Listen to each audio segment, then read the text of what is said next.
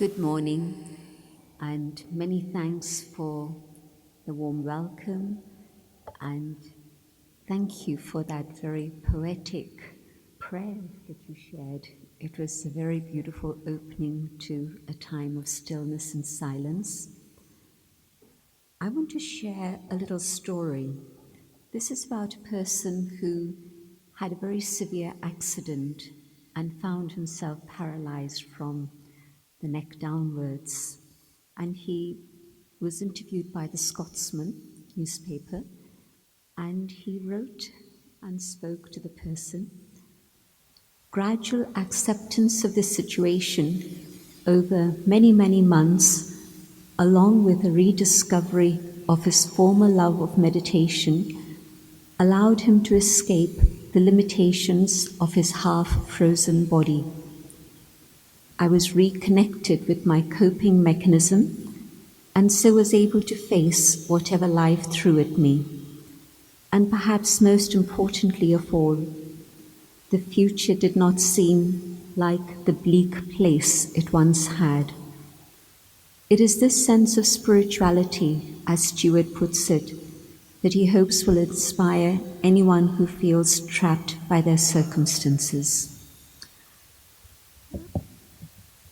I knew this person many years before his accident. He was coming every day for meditation, and then he had other interests, and so we lost track of each other. And I met him again a few years ago, and I was amazed to see his sense of acceptance, of calm, and even joy. There was real joy when we met together, and subsequently joy when he found many of his old friends again.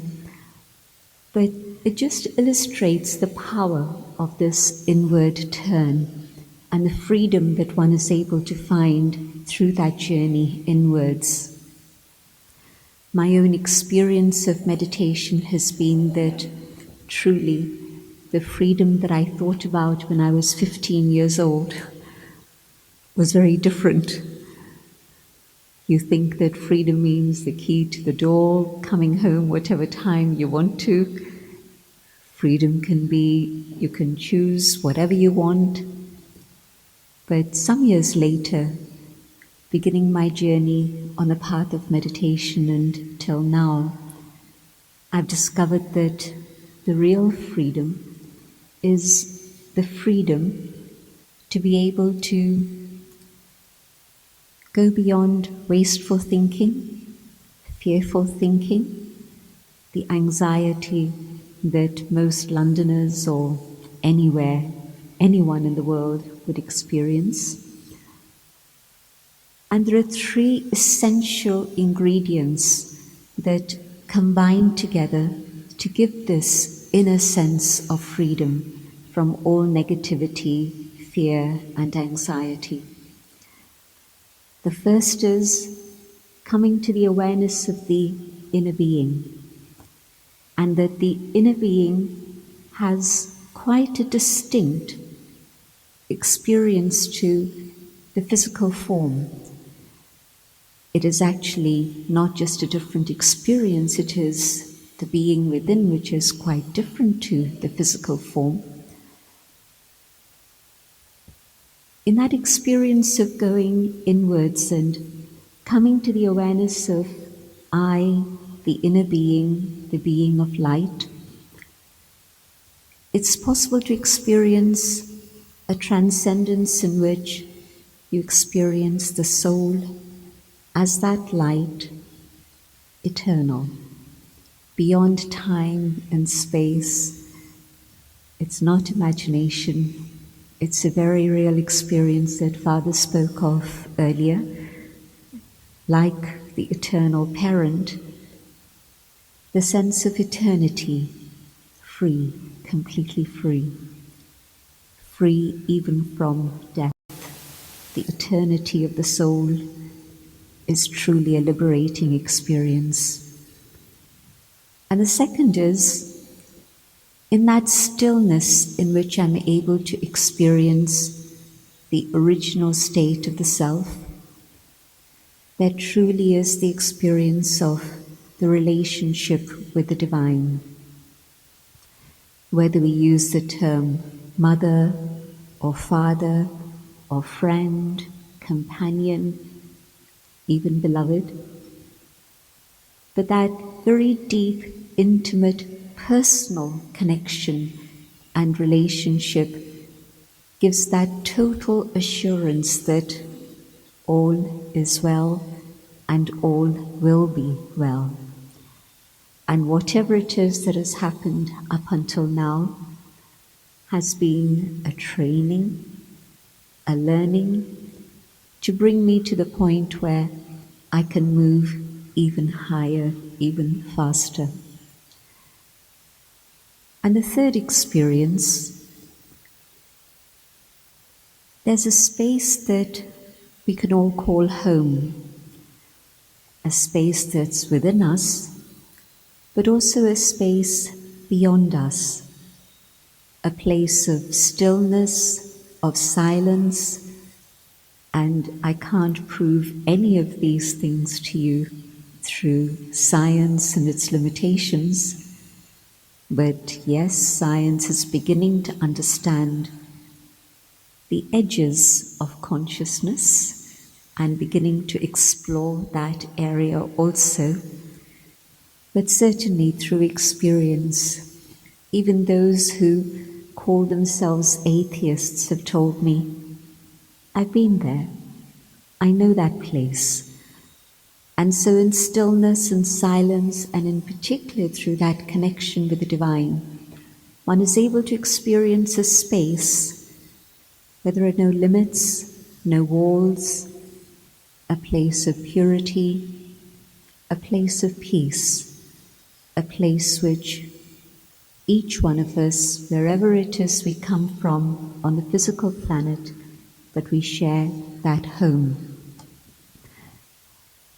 And as I practice this consciousness more and more, coming back to the inner being as a reality, sometimes people say, okay, I've had a few moments of silence, now let me get back to the real world. Reality and the real world is both. It is spirit and matter. It can never be matter alone. Matter alone doesn't have consciousness. I'm aware of reality, I am conscious.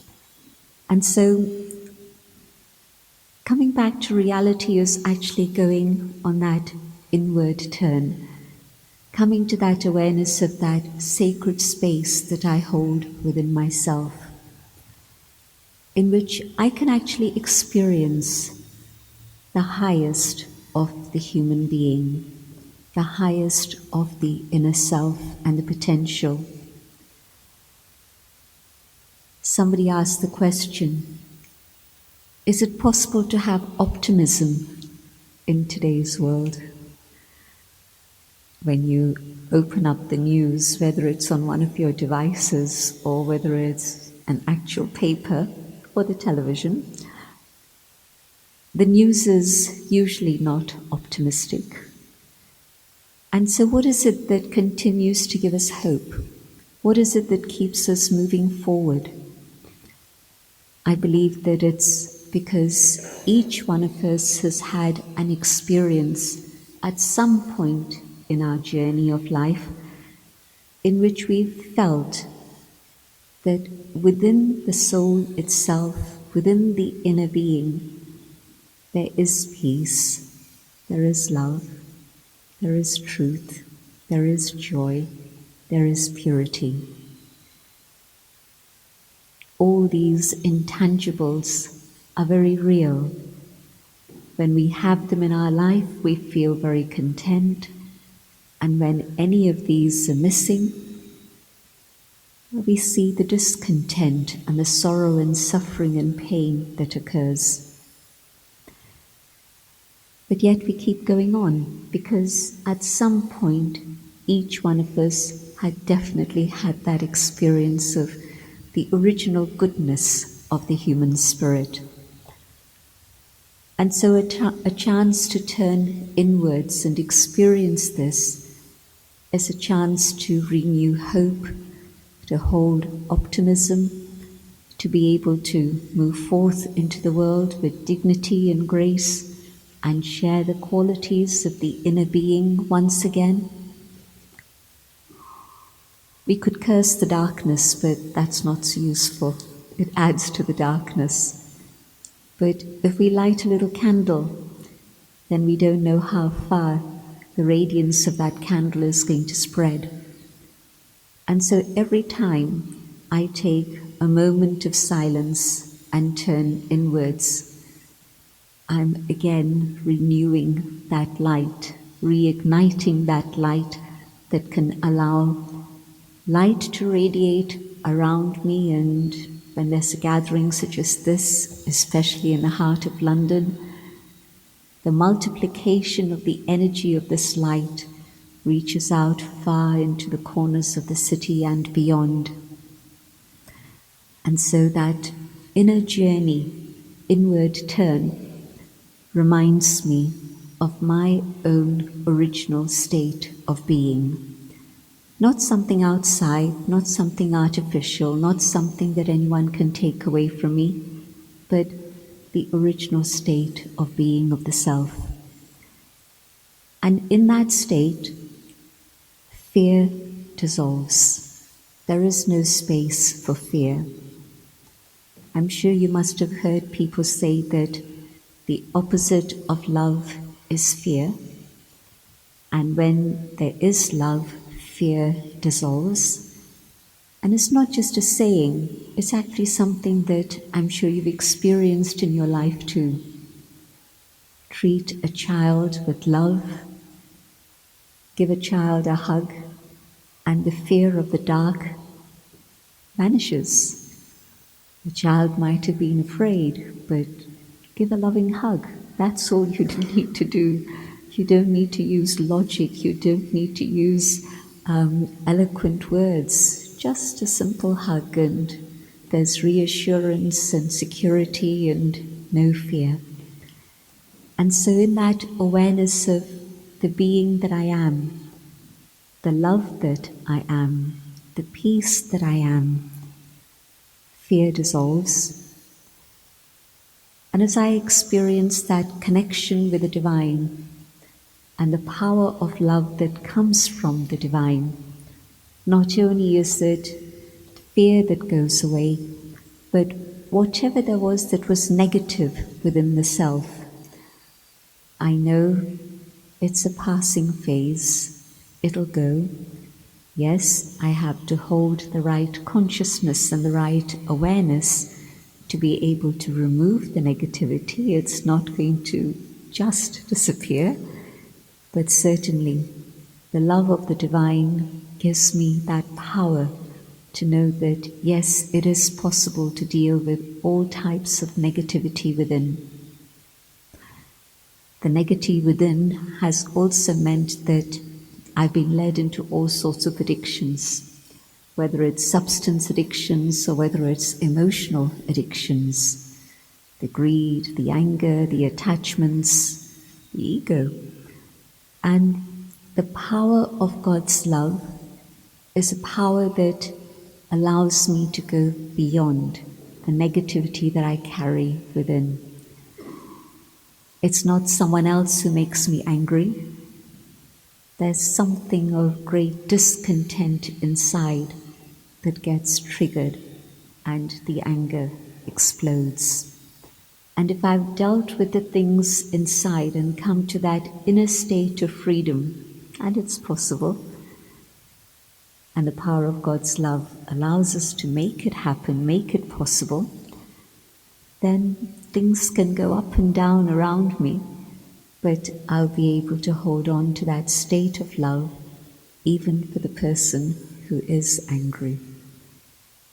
Just visualize a canopy of light above you.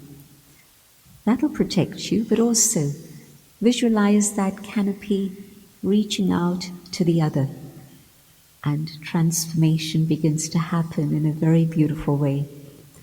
So freedom, from all negativity, freedom from all waste. Try this as a little tool. Here's the planet, the earth stage, and I raise my consciousness to that home, that place of light and peace. And I look down on the drama that's unfolding on the planet, on the stage, and it's a very different perspective that I have. I see a very different picture than the one I saw when I was on the stage, engulfed by all the emotions that were charging around, seeing whatever it is that's going on. But that consciousness up above and looking down below, and I understand what it is I need to do, but also how it is I need to do it. It's not escapism, it's a preparation. And I come back down onto the earth stage, and in that awareness of being the observer, not just the observer anymore, but an active participant engaging with the things around. But now I do it differently than I would have whilst I was in that tug of war of emotion and conscience. My conscience telling me one thing and my emotions overwhelming me and carrying me off in a different track. And so these three very simple, should I use the word concepts? Because concept make it sound like it's just an imaginary scenario or a model that I'm using. But these are aspects of that bigger picture of truth, of reality. Awareness of the self, awareness of the divine, awareness of our home. Does it remind you of the photograph taken of planet Earth that we first saw many decades ago? And those of you who are as old as I am, or a little bit more, will remember how excited we were when we first saw that image. And the astronauts who said that first they identified with that one little city from which their spacecraft had taken off. Houston, that's where I'm from. And then further it was Texas. And as they went round and around, that's the US. And then a little while later, that's my planet. Big difference between the my city and my planet. And so having that distance, we don't need a spacecraft to do that. Just the power of the mind is so amazing, we can do it. And so lifting the consciousness to that home and being able to see things from a distance and coming back and engaging with things right here. And that freedom from space and time gives me the power, the capacity to do things differently than I would have otherwise. There's another very particular freedom that I'd like to address. And again, that comes when there's been this inward turn and this experience of light and love and truth in the presence of the divine. And that is the power to forgive. And the power to forgive is actually freedom for myself. Whilst I hold on to the things of the past, whether of one individual or one community or a whole race of people, I carry that burden with myself for as long as I hold it. I carry either sorrow and grief, or even worse, bitterness and hatred. And from one to the other is a very slippery slide. how do I deal with this? The first thing that happens when I decide I want to let go of this burden, I don't want to carry it around with me all the time anymore because it's an interference in my life. In that awareness, in that inner journey and that connection with the divine, I realize that what I'm asking for is freedom for myself. And with the power of God's love and the understanding that there was a big lesson I had to learn from whatever it is that happened, I can let go, I can become free. And if I can let go and become free, I'll be able to take even more of that divine love, but also be an instrument to share that. This inward turn and this inner journey is a lifetime, but it's also a second. In a second, I can have that experience of the infinite qualities of the divine. A lifetime, and I can fill myself with those same qualities till truly I myself become the image that has been created in the remembrance of the divine, a reflection of the divine. I appreciate greatly this opportunity to be here, to share these thoughts on silence and stillness in this very sacred place with very beautiful people who I've grown to love dearly. Thank you. A greeting of peace. Om. I am. Shanti. Peace.